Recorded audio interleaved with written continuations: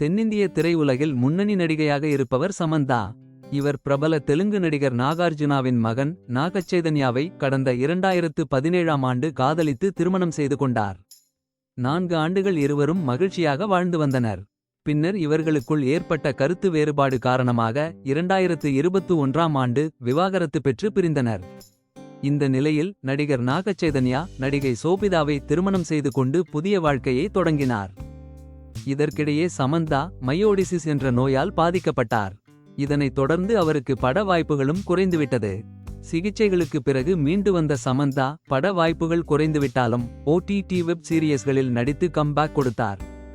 சில மாதங்களாகவே நடிகை சமந்தாவும் திரைப்பட இயக்குனர் ராஜ் நிடிமோருவும் காதலித்து வருவதாக சினிமா வட்டாரத்தில் தகவல் பரவி வந்தது.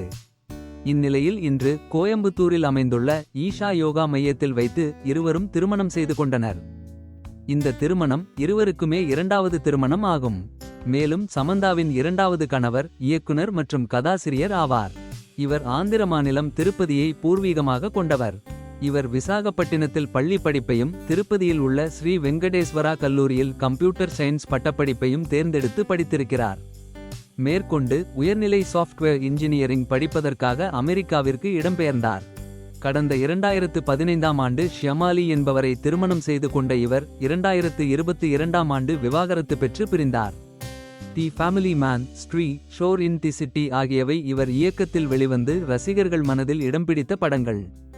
ராஜ் நிடிமோரு இயக்கிய த ஃபேமிலி மேன் தொடரில் நாயகியாக சமந்தா நடித்தார். அப்போதுதான் சமந்தாவுக்கும் ராஜ் நிடிமோருவுக்கும் நட்பு ஏற்பட்டு அது காதலாக மாறியிருக்கிறது. தற்போது இருவரும் திருமணம் செய்து கொண்ட நிலையில் இருவரின் சொத்து மதிப்பும் கிட்டத்தட்ட 100 கோடிக்கும் மேல் இருப்பதாக செய்தி வெளியாகி உள்ளது.